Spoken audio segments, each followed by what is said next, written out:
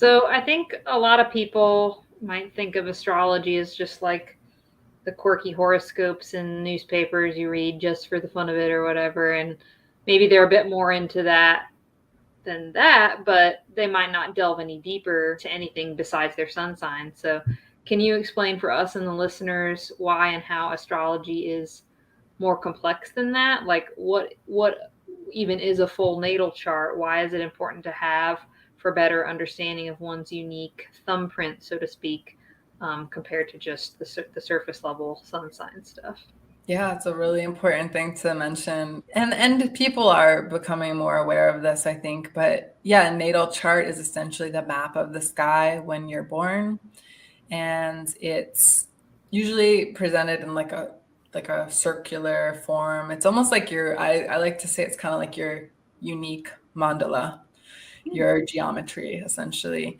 And it's not only delineates where the sun was, the month you're born, right? But it goes a lot more layered into transpersonal connections, meaning like the pieces of your chart, like Uranus, Pluto, Saturn, the outer planets that connect us to generations and kind of bigger groups of people.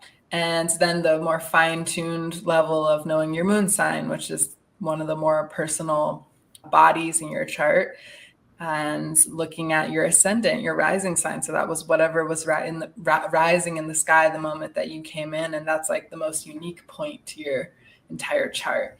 And that's really important in medical astrology, is understanding like the person's ascendant, because the rising sign is the first house cusp and it represents the individual's physical body. So it's a very big part of your innate constitution and how you're influenced by the environment externally. So for instance, people who are like air or water risings tend to just be a little more sensitive than people who have fire or earth on the rise, like have a little more of like a, you could say, sturdy constitution, perhaps. But there's a few factors you look at, and it's important to look at because sun sign is like, it's like taking one dimension of this really beautiful kind of symphony of who you are, and like just being like, oh, that's it. It's like only reading like the first page of a book and then being like, oh, I think I know that book. So the chart is really this like awesome map. And at first it's complex to like learn all the planets and what they represent, know what the houses represent. But eventually, when you're proficient in the language of astrology, you can pretty easily look at a chart and grasp like what's going on. And every planet represents a different organ system.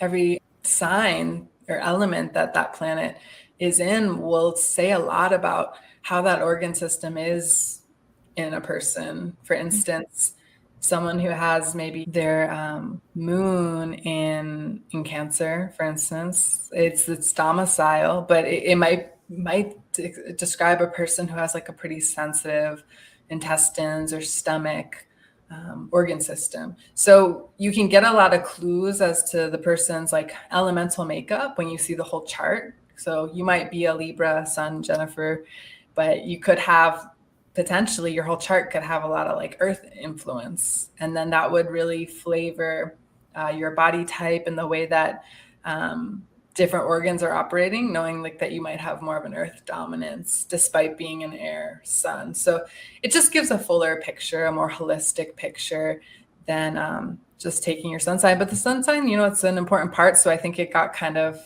extracted into pop astrology for a reason, because you don't need to know your birth time to know your sun sign. So I think it's just for that reason it's become popular. But as people get more and more into astrology, more people nowadays even know like their rising, their moon, and their sun. It's more commonplace to find.